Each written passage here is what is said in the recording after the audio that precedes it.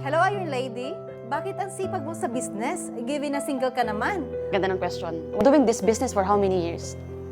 And I can say na marami na rin tayong natulungan na leaders na kumikita na ngayon.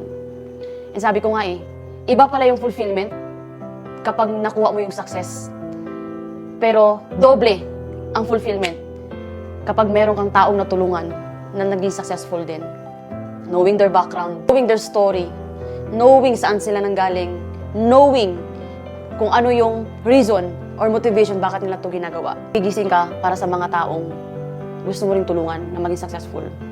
Nababangon ka every morning para sa mga taong nagtiwala sa'yo na kaya nila ito ginawa.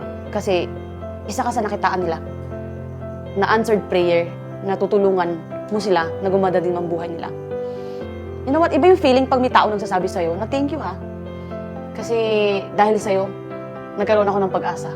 Thank you ha, kasi dahil sa'yo, nabigyan ako ng hope at nagkaroon ako ng tiwala sa sarili ko at lakas ng loob na ituloy ko yung mga pangarap ko.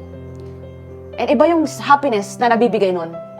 Actually, nakakabili po ako ng mga kahit papano. Hindi ko naman pa nabibili lahat, pero kahit papano, nakakabili tayo ng luxury brands.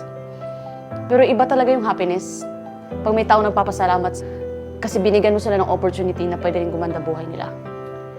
And that drives me so much to do this business every moment of my life. And I will do this business for the rest of my life.